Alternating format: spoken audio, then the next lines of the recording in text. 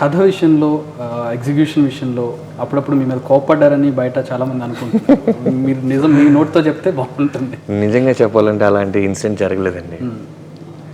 కాకపోతే పవన్ కళ్యాణ్ గారు లాంటి సినిమా చేస్తాం కాబట్టి అలాంటివి వస్తుండి ఉండొచ్చు. నేను చెప్పాను కదా 5 months స్క్రిప్ట్కి సంబంధించిన అన్ని ఎలిమెంట్స్ మేము కూర్చొని లాక్ చేసుకోవడం జరిగింది. కానీ ప్రాక్టికల్గా సెట్స్ మీదకి వెళ్ళేటప్పుడు వేరేలా ఉంటుంది కదా. లేదు మీ అందరూ క్లియర్. నేను ఒక్కనే కాదు, కళ్యాణ్ గారి కథని నాతో పాటు నా టీము, నా కెమెరామెన్ అందరూ ముందే చూసేశారు. సో ఎప్పుడు అందుకని మేము సడన్గా స్పీడప్ చేసినప్పుడు కూడా షూటింగ్ మాకు ఎప్పుడు ఆ టెన్షన్ కానీ ఆ ఇబ్బంది కానీ కలగలేదు.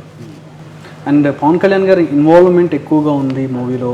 ఆయన డైరెక్ట్ చేశారు, బాబీ గారు పేరు వేస్తున్నారు అనేది ఒక బయట ఉంది, మీరు వినుంటారు.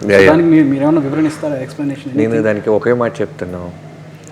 నేను రైటర్గా ఉన్నప్పుడు చాలామంది డైరెక్టర్లతో నేను ట్రావెల్ అయ్యాను. అది ఎలా ఉంటుందంటే, నేను వెళ్ళి సలహాలు ఇస్తున్నప్పుడైనా, నేను వెళ్ళి మాట్లాడుతున్నప్పుడు కథ గురించే ఉంటుంది. అప్పుడు నన్ను ఎవరు ఫోకస్ చేయాల, ఎందుకంటే నేను సామాన్యుడిని, రైటర్ని కాబట్టి.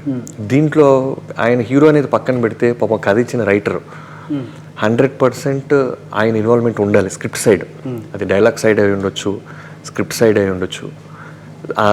ఆ ప్రాసెస్ అనేది నిరంతరం ఉంటుంది రైటర్కి. అది నేను చేసి వచ్చాను కాబట్టి నాకు ఏ రోజు ఈగో కానీ, ఏ రోజు ఇబ్బంది కానీ కలగలేదు. డైరెక్టర్ జాబ్లో ఏ రోజు ఏలు పెట్టలేదు ఆయన. ఇంకొకరిని పెట్టి డైరెక్ట్ చేయాలనే అంత చిన్న మైండ్ కూడా కళ్యాణ్ గారికి ఉండదు. అలాంటి వ్యక్తి కాదు ఆయన. నిజంగా ఆయనకి డైరెక్ట్ చేసుకోవాలనుకుంటే ఆయన ఆపే వ్యక్తి లేదు, శక్తి లేదు. హ్యాపీగా అనౌన్స్ చేసుకొని చేసేస్తారు. నాలాంటి వాళ్ళు చాలామంది అసిస్టెంట్ డైరెక్టర్లు వచ్చి వర్క్ చేస్తాం. ఇంకొకరిని సేఫ్గా పెట్టి గేమ్ ఆడాలనే వ్యక్తి ఆయన 1% ఆయన కల్లో కూడా ఇమాజిన్ చేయరు.